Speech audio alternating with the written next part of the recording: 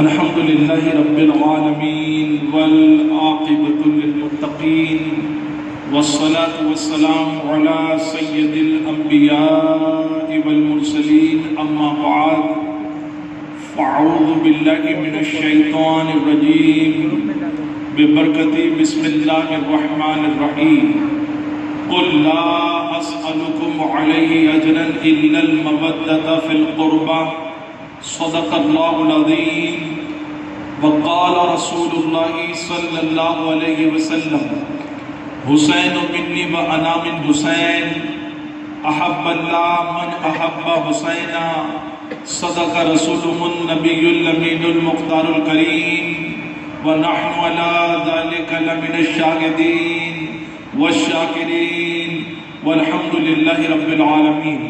حاضرین بزم، السلام علیکم ورحمۃ اللہ وبرکاتہ. الصلاة والسلام علیک یا رسول اللہ، الصلاة والسلام علیک یا حبیب اللہ، الصلاة والسلام علیک یا نبی اللہ وعلی آلک واصحابک یا نور اللہ صلی اللہ تعالی علیہ وسلم. یہ نہ پوچھو کہ کیسے وہ شہ مشرقین بنا، یہ نہ پوچھو کہ کیسے وہ شہ مشرقین بنا، بشر کا حسن عقیدت کا زیب و زین بنا، بشر کا حسن عقیدت کا زیب و زین بنا. خون علی شیر بطول اور لعاب رسول، خون علی شیر بطول اور لعاب رسول ملے ہیں جب یہ عناصر تب ہے میرا حسین بنا. اللہ جس عظیم ہستی کو امام عرش مقام امام حسین بناتا ہے تو کسی کو یوں ہی یہ عرف و اعلیٰ والا مقام نہیں ملتا، بلکہ جس کی رگوں میں مولا علی کا خون دوڑتا ہے، جس کی رگوں میں ماں فاطمہ کا دودھ دوڑتا ہے، اور جس کی رگوں میں ہمارے نبی کا لعاب دوڑتا ہے، جس کی رگوں میں یہ عناصر کا مجموعہ ملا ہوا ہو، اللہ اسی ہستی کو امام حسین بننے کا شرف عطا فرماتا ہے. میرے پیارے آقا صلی اللہ تعالیٰ علیہ وسلم کے پیارے دیوانوں، اس وقت آپ اور ہم طوبہ زون کے ہماری سنی جامع مسجد کے ہفتہ والی اجتماع میں موجود ہے، اور آج کا خصوصی خطاب جو ہے آپ کو ہماری تحریک کے اہم رکن مولانا محمد خالد رضوی صاحب سے سماعت کرنا ہے. ان کے آنے سے پہلے چند باتیں میں آپ کے سامنے عرض کر اپنی بات کو مکمل کرتا ہوں، لیکن اس سے پہلے گزارش ہے کہ اس طرف آ جائیں تاکہ ایک روحانیت والا ماحول نظر آئے. کئی ہفتوں کے بعد نہیں، مہینوں کے بعد مجھے حکم دیا گیا کہ آج میں آپ کے سامنے یہاں پر حاضر آؤں، اور اللہ کی توفیق سے آج مجھے اللہ نے یہاں پر آنے کی توفیق عطا فرمائی. میرے پیارے آقا صلی اللہ تعالیٰ علیہ وسلم کے پیارے دیوانوں، مسند امام احمد بن حنبل میں اور دیگر کتب احادیث میں ایک روایت نقل کی گئی کہ حضرت زید بن ارقم رضی اللہ تعالیٰ عنہ روایت کرتے ہیں کہ مکہ شریف اور مدینہ شریف کے درمیان ایک مقام ہے جس کو بیر خام کہا جاتا ہے، پانی کا مقام ہے. اس مقام کے پاس ہمارے نبی پاک صلی اللہ تعالیٰ علیہ وسلم نے ایک خطبہ دیا. اللہ کے حبیب صلی اللہ علیہ وسلم نے ارشاد فرمایا کہ میں اللہ کا بشر ہوں، اور عنقریب اللہ کا قاصد میرے پاس پیغام لے کر آئے اور میں اس کے پیغام کو قبول کروں. محدثین اور محققین فرماتے ہیں کہ حضور صلی اللہ علیہ وسلم کس قاصد کی بات کر رہے ہیں اور کس پیغام کو حضور قبول کر رہے ہیں. تو اللہ کے رسول صلی اللہ علیہ وسلم بتانا چاہتے تھے کہ وہ اللہ کا قاصد کوئی اور نہیں بلکہ حضرت اسرائیل علیہ السلام ہیں، جو اللہ کے حکم سے اللہ کے بندوں کی روح کو قبض کرتی ہیں. وہ اللہ کا پیغام لے کر آئیں گے اور اللہ کا حکم ہے کل نفس ذائقۃ الموت، ہر نفس کو موت کا مزہ چکھنا ہے، تو ایک دن بظاہر میرا بھی وصال ہوگا۔ لیکن حضور صلی اللہ علیہ وسلم کو اپنی امت کی اتنی فکر تھی کہ حضور کے وصال کے بعد حضور کی امت کا کیا ہوگا۔ کبھی آپ اور ہم بھی یہ سوچتے ہیں کہ ہم کو بھی ایک دن جانا ہے، ہمیں بھی موت آنی ہے، موت کا مزہ چکھنا ہے، قبر کی اندھیری وادیوں میں جانا ہے، لیکن ہمارے جانے کے بعد ہمارے معاشرے کا کیا، ہماری نسلوں کا کیا، ہماری قوم کا کیا ہوگا، یہ آج کا مسلمان فکر نہیں کرتا۔ لیکن حضور صلی اللہ علیہ وسلم کو اگر سب سے زیادہ کسی بات کی فکر تھی تو آپ پوری سیرت پاک کو اٹھا کر دیکھیں تو حضور صلی اللہ علیہ وسلم کو سب سے زیادہ فکر اپنی امت کی تھی۔ اتنی فکر تھی کہ ماں خدیجہ پاک کہتی ہے کہ جب حضور صلی اللہ علیہ وسلم کی ولادت باسعادت حضور اس فرش گتی پر تشریف لائے تو آتے ہی سب سے پہلے نبی پاک نے سجدہ کیا، اور سجدے میں جانے کے بعد ایک ہی دعا کی، رب حبلی امتی، اے اللہ میری امت کو بخش دے۔ اندازہ لگائیں ابھی آئے ہیں اور آتے ہی سب سے پہلے سجدے میں کس کو یاد کر رہے ہیں؟ ہم گنہگار امت کو یاد کر رہے ہیں اور ہمارے لیے بخشش کی دعا کر رہے ہیں۔ بریلی کے تاجدار کہتے ہیں پہلے سجدے پہ روزے ازل سے درود، یادگاری امت میں لاکھوں سلام۔ حضور کو اپنی امت کی بہت فکر تھی۔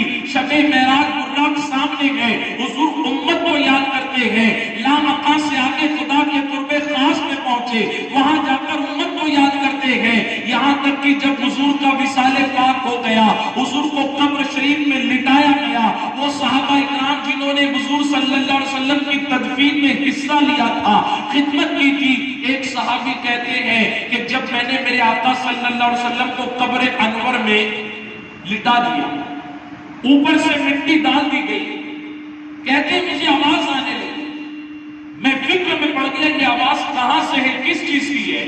تو کہتے ہیں جب میں قبر شریف کے پاس اپنے کان کو لے کے گیا تو میں نے دیکھا قبر میں بھی لیٹے لیٹے اگر حضور کسی کو یاد کر رہے تھے تو اپنی امت کو یاد فرما رہے ہیں۔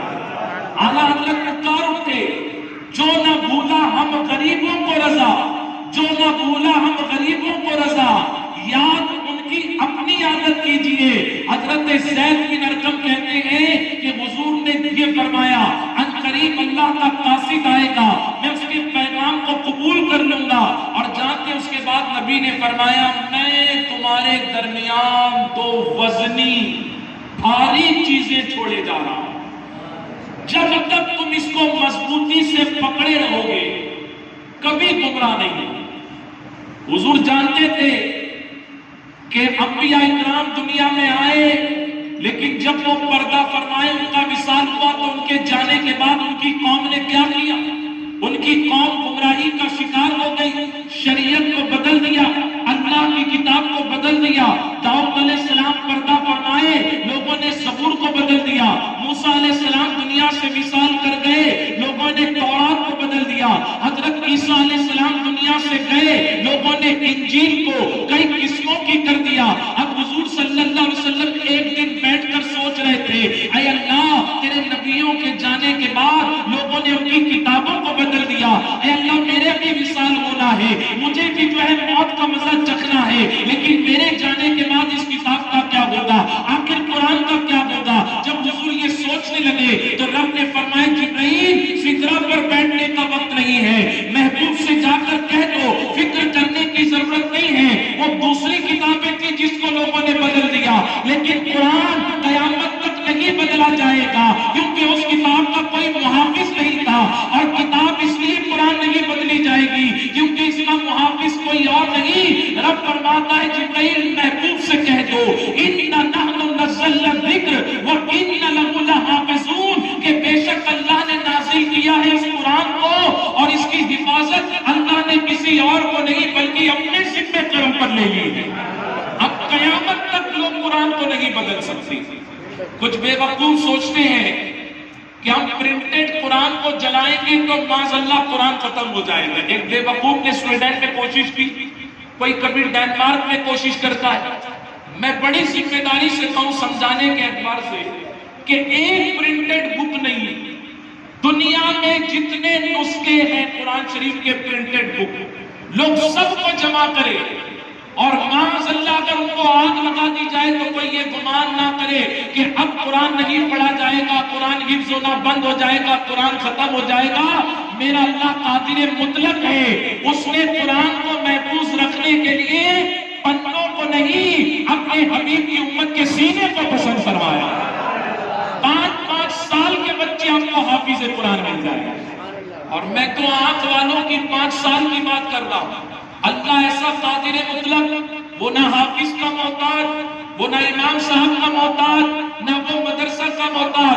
ہاں حفاظ کو, علماء کو, خلفاء کو, مدرسین کو اللہ نے پسند کیا اس کتاب کی تعلیم کو عام کرنے کے لیے.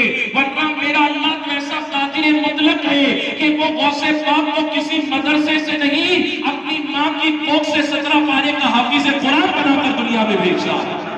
وہ قادر مطلق ہے, وہ کسی کا محتاج ہے. اور میں تو یہ بات بتا رہا ہوں آنکھ والوں کی, اللہ ایسا قادر مطلق ہے کہ دنیا کا سروے کرے تو 1-2 نہیں, آپ کو سینکڑوں نہیں, ہزاروں نہیں, لاکھوں نابینے مل جائیں گے جن کو میرے اللہ نے حافظ قرآن بننے کا شرف عطا فرمایا. نبی جان چکے تھے کہ قرآن مٹنے والا نہیں ہے, محفوظ رہنے والا. اسی لیے کان قریب میں جانے والا ہوں, لیکن جانے سے پہلے 2 وزنی چیزیں, بھاری چیزیں, طاقتور چیزیں چھوڑے گا. مضبوطی سے پکڑے رہنا, کبھی گمراہ نہیں ہوگا. آج مسلمان پریشان ہے نوجوان بچوں کو لے کر, بچیوں کو لے کر, اپنے معاشرے کو لے کر, اپنی اولاد کو لے کر, اور اس کے لیے کبھی تعویذ, کبھی کوئی وظیفہ, ہر چیز کی اپنا عظمت اپنی جگہ.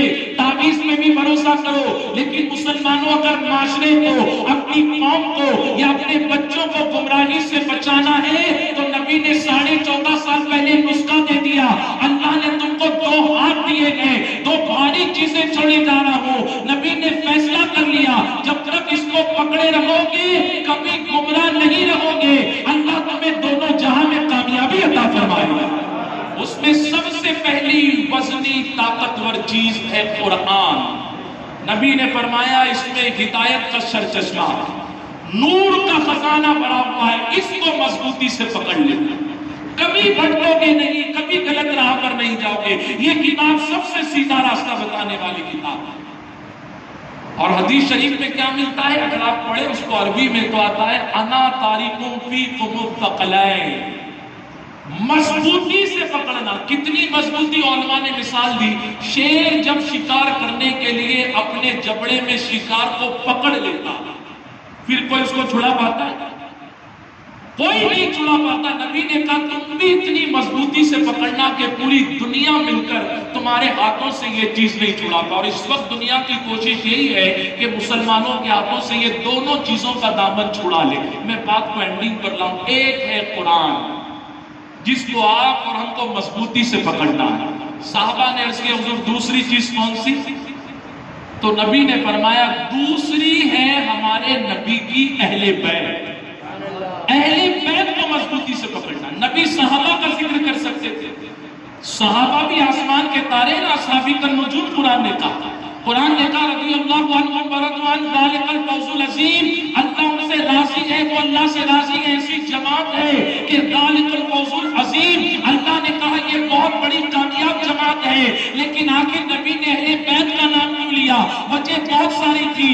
ایک وجہ یہ بھی تھی جس طرح قرآن قیامت تک محفوظ رہنے والا ہے, اسی طرح اللہ نے وعدہ کر دیا محبوب نسل تو دشمنوں کی کٹے گی, اگر کسی کی نسل باقی رہے گی تو وہ کسی اور کی نہیں. اللہ تمہاری نسل کو قیامت تک باقی رکھنے والا ہے. قرآن اور اہل بیت قیامت تک باقی رہنے والے تھے. اسی لیے نبی نے بتا دیا مضبوطی سے پکڑے رہنا.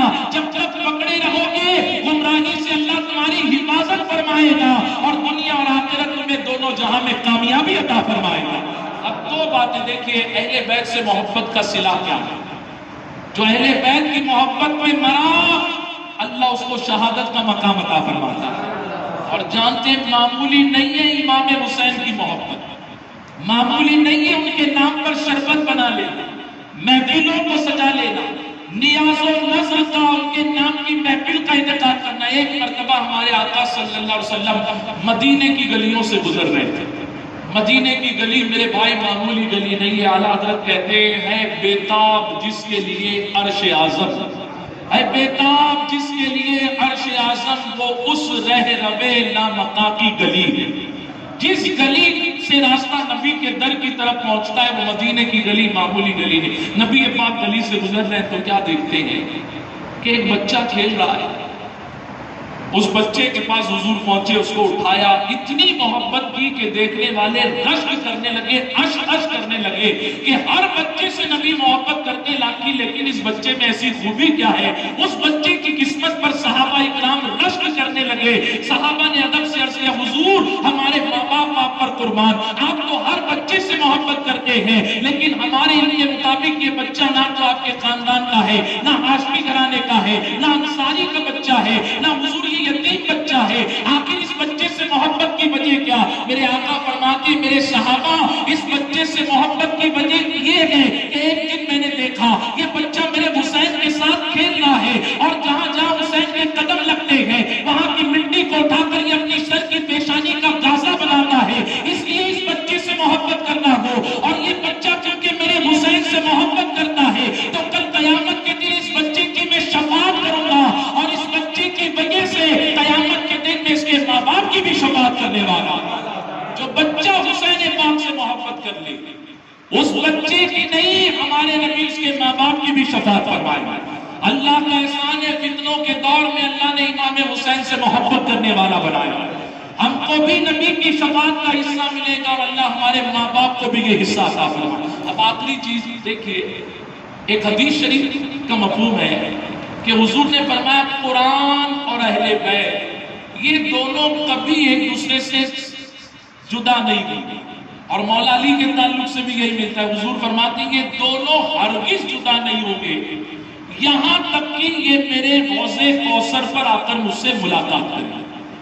قرآن کو پڑھنا ہے، کیسے پڑھا جاتا ہے تو کتاب تھیوری میں دیکھ لو، لیکن جو پڑھی ہوئی چیز ہے اس پر عمل کیسے کیا جاتا ہے تو یہ کہاں قوم دیکھی؟ یہ دیکھنا ہے۔ نبی نے کہا میرا مثال ہو جائے گا مجھے نہیں دیکھ سکتے، لیکن پڑھنا ہے تو کتاب کو دیکھو گے، اور عمل کیسے کرنا ہے تو کہیں اور مت جانا، میری اہل بیت میں دیکھنا، پڑھو گے تو کتاب میں دیکھ لینا، اور اس پر عمل کیسا کیا جاتا ہے یہ میری اہل بیت میں دیکھ لینا۔ ایک واقعہ کہ اہل بیت کا قرآن پر عمل کیسا تھا، یہ واقعہ امام حسن پاک کے بھی تعلق سے ملتا ہے اور امام حسین پاک کے تعلق سے بھی ملتا ہے۔ امام حسین علیہ جدہ علیہ السلام وضو کرنے کے لیے بیٹھے تھے اور اپنے خادم سے پانی مانگا، اور میں کہوں گا ہمارے جو نمازی بھائی ہیں آج کل ان کا ایٹیٹیوڈ میں دیکھ رہا ہوں، ہمارے کپڑے جتنے سفید ہیں نا میرے بھائی اتنا ہی اندر جو ہے کیا بھرا ہوا ہے بس یہ اللہ جانتا ہے۔ اور اس کو سمجھیے آپ کہ اس واقعے سے آپ کو سمجھ میں آئے گا اہل بیت کے اندر کیا اور ہمارے اندر کیا۔ میں مثال لیتا ہوں کہ پانی کا گلاس ہے اور وہ ٹیبل پہ رکھا ہوا، اس کو کسی نے دھکا دیا نا تو پانی کے گلاس کے اندر سے باہر روح افزا نکلے گا یا پانی نکلے گا؟ بتائیے، زور سے بولیے، پانی۔ ہم لوگ بھی مسجد میں جا رہے ہیں یا باہر بارش میں جا رہے ہیں اور کسی کا دھکا لگ گیا یا کپڑے پر کیچڑ اڑ گیا، اللہ معاف فرمائے، میں عام مسلمانوں کی بات نہیں کرتا، میں نے خواص لوگوں کو دیکھا، خاص لوگوں کو، پھر پتا چلتا ہے کہ یہ ظاہر کیسا ہے اور باطن کیسا ہے۔ اندر کب جب دھکا لگے گا تبھی باہر اندر والی چیز آئے گی۔ اب دیکھو میرے امام وضو کرنے بیٹھے اور غلام سے پانی مانگا، اور امام حسن پاک کا بھی یہ واقعہ ملتا ہے کہ آپ کے گھر میں بڑی دعوت تھی اور دسترخوان لگا، اپنے خادم کو آواز دی کہ کھانا لاؤ۔ یہاں امام حسن ہے، واقعہ دونوں الگ الگ موقع کا ہے، لیکن آیت ایک، سچویشن ایک، مورل آف دا اسٹوری ایک، اور دونوں واقعے کو سننے کے بعد سبب ایک۔ امام حسین نے پانی مانگا، غلام پانی کا لوٹا لایا اور دینا چاہتا تھا، ہاتھ سے پانی کا لوٹا چھوٹ گیا، بھرا ہوا لوٹا کہاں گرا؟ چہرے مبارک، اور وہاں امام حسن پاک کے گھر میں دعوت تھی، خادم کو کہا کھانا لگا، اس نے تندور پر سے سالن کا برتن لیا اور لا کر دسترخوان پر رکھنا چاہتا تھا، وہ گرم گرم سالن کا برتن ہاتھ سے چھوٹا اور کہاں گرا؟ امام حسین کے جسم پر۔ سالن اتنا گرم تھا کہ جسم کی چمڑی جل گئی۔ پانی کا لوٹا اتنا بھرا ہوا تھا کہ چہرے مبارک پر گرا تو زخم آ گیا، خون نکل گیا۔ دونوں کون ہیں؟ ایک کے چہرے پر گرا، ایک کے ران مبارک پر گرا۔ اعلیٰ حضرت کہتے ہیں یہ دونوں کون ہیں؟ اعلیٰ حضرت کہتے ہیں ایک سینے تک مشابہ، ایک وہاں سے پاؤں تک حسن صفتین میں ہے، ان کے نیزوں میں جامع نور کا، تیری نسل پاک میں ہے بچہ بچہ نور کا، آقا تو ہے عین نور، تیرا سب گھرانہ ہے نور کا۔ اب زخم لگ گیا، خون نکلنے لگا۔ ہم لوگ ہوتے کیا کرتے ہیں؟ ہم لوگ کہیں شادی میں جاتے ہیں اور کسی نے ویٹر نے آ کر وہ اٹھانا شروع کیا یا پوچھنا شروع کیا، پھر پیسے والے بتاتے ہیں میرا ایٹیٹیوڈ کیا ہے، پھر نمازی بتاتے ہیں کہ اندر کیا بنا ہوا ہے۔ کہیں چائے پینے گئے اور سامنے والے نے ٹیبل پوچھتے پوچھتے وہ ٹیبل پہ گری ہوئی چائے یا پانی ہمارے کپڑے پر گر گیا، یا بارش میں جا رہے رستے پر سے کسی نے چھینٹا اڑا دیا، کسی بچے نے کھیلتے کھیلتے کچھ کر دیا، تو اندر کیا ہے ہم خود اپنا محاسبہ کریں کیا نکلتا۔ دیکھو حسنین پاک کے اندر کیا تھا، جب چہرے پر زخم لگا اور یہاں جسم ران جو ہے جل گئی، خادم گھبرا گئے، کیا ہو گیا؟ اور بتقاض بشریت دونوں کو جلا لا، کیا کیا جائے کیا کیا جائے؟ خادم کانپنے لگا وہ غلام، لیکن وہ غلام 1445 ہجری والا غلام نہیں تھا، وہ غلام صرف تقریر کرنے والا یا سننے والا غلام نہیں تھا، اس نے صبح سے لے کر شام تک حسنین کریمین کو دیکھا تھا، ان کی پوری زندگی عین قرآن کے مطابق قرآن کے فرمان کی روشنی میں ہے۔ دونوں نے کہا حضور اگر آپ اجازت دیں تو اللہ کا ایک فرمان یاد آ گیا، اگر اجازت دیں تو قرآن پڑھ کر سنا دو۔ اللہ اکبر، دونوں نے آیت پڑھی اور دونوں نے سیم آیت پڑھی۔ خادم نے کہا کہ حضور آیت یاد آ گئی، امام کہتے ہیں کہ آیت سناؤ، تو خادم نے آیت پڑھی وَالْقَاسِمِينَ الْغَيْظَ وَالْعَافِينَ عَنِ النَّاسِ وَاللَّهُ يُحِبُّ الْمُحْسِنِينَ، اور وہ لوگ جو غصہ پی لیتے ہیں، دوسروں کی غلطیوں کو معاف کرتے ہیں، ایسے نیک لوگ اللہ کو بہت زیادہ پسند ہیں۔ جب خادم نے قرآن پڑھا تو ان لوگوں نے بتایا ہمارے بھی دل میں ہماری بھی رگوں میں قرآن بسا ہوا ہے۔ مسکرا کر کہتے ہیں خادم اللہ کا غصہ پینے والوں کو، دوسروں کی غلطیوں کو معاف کرنے والوں کو اگر پسند فرماتا ہے تو ہم نہیں دیکھیں گے جسم جل گیا، ہم نہیں دیکھیں گے چہرے پر زخم آ گیا، بلکہ ہم غصہ پیئیں گے نہیں، بلکہ غصے کو پینے کے ساتھ ساتھ ہم تیری غلطی کو درگزر کرتے ہیں اور آپ سے تجھے ہمیشہ کے لیے آزادی کا مسئلہ عطا فرما دیتے ہیں۔ یہ ہے نبی کی اہل بیت۔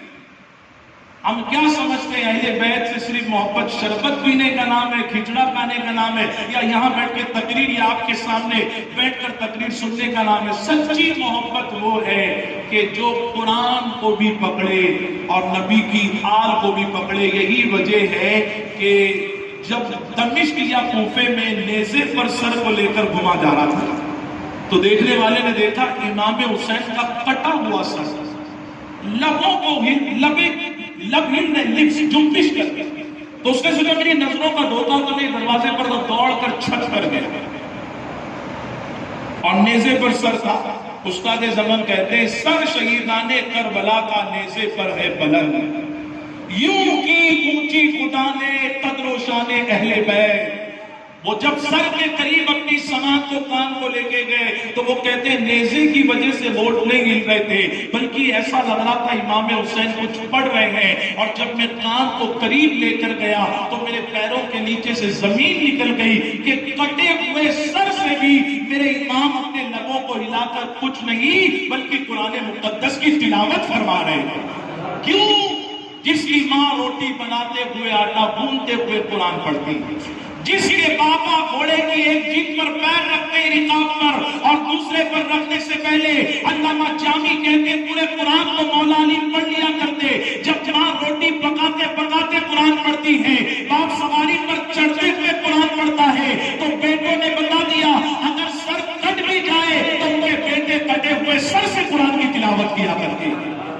مسلمانوں سنی دعوت اسلامی کا بھی یہی مقصد ہے کہ ہم اپنے اٹیچمنٹ کو، اپنے رشتے کو قرآن سے مضبوط کریں. کہیں انشاءاللہ. اللہ کا شکر ہے آج جمعہ میں جہاں میں نے بیان کیا تو ایک ایڈوکیٹ ملے، لائر. پورے محرم شریف میں یہ دوسرے لائر تھے. بہت زیادہ خوشی کا اظہار کر رہے تھے کہ آپ لوگوں کی جو اسپیچ ہے، خود میرے محلے کی میں بات بتاؤں، اتنا بخار اتنا سب کچھ تھا، لیکن پنجتن پاک کا صدقہ عاشورے والے دن میرے خود کے محلے میں جوگیشوری ایسٹ میں حضور کی نالے پاک کا صدقہ بیان ہوا تو ہمارے اکبر بھائی یا ثاقب بھائی نے بتایا کہ یونس بھائی اپنوں کو تو چھوڑ دو، ایک کرسچن بھی بیان سن رہا تھا، اس کے دل پر بھی بات ایسی اثر کر گئی کہ اس نے کہا نہیں، ایسی باتیں ہونا چاہیے جو آج معاشرے کو ضرورت ہے. میری آپ سے گزارش ہے، سنی دعوت اسلامی کا یہ ہفتہ واری اجتماع ہر جمعہ کو ہوتا ہے. پابندی کے ساتھ آپ اور ہم اس اجتماع میں شریک ہونے کی کوشش کریں.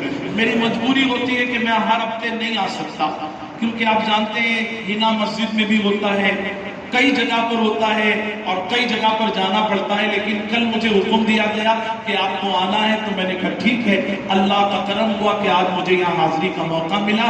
اللہ تعالی ہم سب کو کہنے سننے سے زیادہ عمل کی توفیق عطا فرمائے.